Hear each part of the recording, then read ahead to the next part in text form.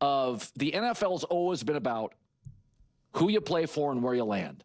Keep your eye on Najee Harris and Davante Adams, and not just because they play for the Chargers and the Rams. So think about this. Both come from defensive cultures, defensive head coaches, and dysfunctional offenses. The Steelers had the 27th ranked offensive line. PFF has the Chargers, where Najee Harris is at, as the 10th best offensive line. Joe Alt, second year. Rashawn Slater, top 5 left tackle. Jim Harbaugh, the head coach. Watch these two guys pop. And I'm not talking Saquon Barkley pop, but last year, Najee Harris was 14th in the league in rushing. If he plays, again, the eye injury, 4th of July fireworks mishap, he's going to be top 10. And think about Davante. I mean, and again, this was a... Well, and I want to talk about Najee Harris and the Chargers before we, I'll make a separate video with regards to Davante and the Rams. But I am so excited the prospect of the Chargers having such a brutal and imposing run game. Do you guys know how much that's going to open things up for Justin Herbert? I mean, it's one thing to rely on your quarterback to throw a lot and to do a lot of the work. When you actually give him some good, great weapons around him, or give him a good enough O-line, and you can do a lot of screen game and behind the line of scrimmage type passes, right? Like, which are they? They end up being part of the run game, an extension of the run game. But when you're just kind of relying on your quarterback to kind of just let it rip game after game after game, but you're not really giving him the pieces, you're not really giving him much to work with, an inconsistent defense, like it's just not going to be a recipe for a lot of success.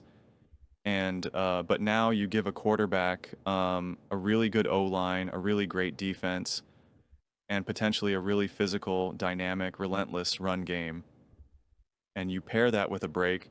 You don't even need great weapons now, because you're going to ask your quarterback to be so much more surgical and so much more, take less risk taking. And so you're going to be able to rely on so much more of these high percentage passing style offense. Not to mention, when the running game really kind of gets leaned on heavily, it'll then, of course, open up the field and putting the ball in Justin Herbert's hands in that regard. It'll just be, easy money. Easy money.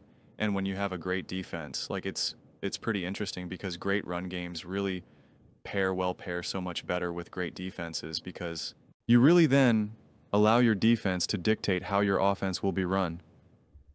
Because if your defense is playing good, if you're forcing a lot of 3 and outs, if you're not giving up a lot of points, forcing field goals and whatnot, you're allowed to then lean on your run game so much more, which then allows you to just really lean on that defense and the run defense and their defensive line. You get to just really lean on them and lean on them and lean on them, and then that's how eventually it just kind of can break open. They get exhausted. The second half, things can really kind of break open a lot of ways. We saw this with the Philadelphia Eagles. It was like, just keep leaning, keep leaning, keep leaning. Second half comes around and things break. And I forget the guy's name right now, but he was an offensive lineman. He talked about how, like, you can just feel, he goes, one of the most rewarding things about being an offensive lineman was just like taking the life out of the defensive line. Just seeing their feeling of like, we have a chance here, and just watching it just go away. And I feel as though it's not, like, I think that necessarily the Chargers O-line is going to be like so dominant or so imposing in their own right, but I'm fascinated to see, because right now it does feel like we're so much closer to Harbaugh's vision as to how to build a championship team, football team, an NFL team. And last year you kind of had the bones of it to a degree. This year you got the muscles now. You got the muscles, you got the blood, you got the ligaments. Like, you might not have the skin, you might not have it all quite yet, but like, you're definitely getting there. You definitely took a gigantic step forward. And I've always been a huge fan of a 1-2 punch from a running back game. I don't understand why it's not used more reliably, more regularly. Because just, it's exhausting to be a running back. I mean, I think that much is pretty obvious. And if you can find yourself having a 1-2 punch with that and really splitting some reps, keeping everyone healthy, just even also just having the depth there where if someone gets banged up, which the Chargers learned last season, like nothing has to change too much. And the fresher the better.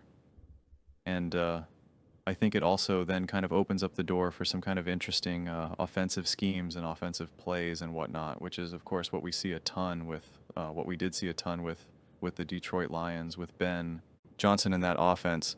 And so I'm excited because I think they got a beast who they drafted. And I also agree with Colin with Najee Harris, like the amount of success that he had with the Pittsburgh Steelers year after year after year with clearly a defensive culture, absolutely positively zero consistency or high quality quarterback play, right? Like, I mean, like there just was not a lot going on there, and you have him consistently getting 1,000+ rushing yards. That does mean something to me. That does mean something to me. And again, man, just like stop messing around with off the field stuff, okay? Protect your eyes. If you're an NFL athlete, if you have so much at stake, man, you should just be going out in a bubble. You should be wearing your helmet and glasses covering your FA. I mean, like, just you should be riding in a tank. Like, just protect yourself, man. Like that. I think everything will be fine. But it just like when I saw that, I was like, are you kidding me? Like, are you serious right now? And the door is open. Rashid Rice will most definitely be suspended for the Kansas City Chiefs. I mean, like the door is open for the Chargers. The door is open for the Chargers, and I feel like we are going to get definitely, we are going to get the closest to Harbaugh's true vision for what he wants from an NFL team for the first time in his NFL career, more so than what he had when he led the 49ers to the Super Bowl. Because quite frankly, the quarterback that he had, Cap, I don't believe that was really his style of what he wanted. And when you saw Harbaugh's reaction to Herbert, that one like press conference that he had where he was just like, this guy is just unbelievable. Like that was like that to me, the way how that landed for me was, I've been coaching for a long time. I've coached college.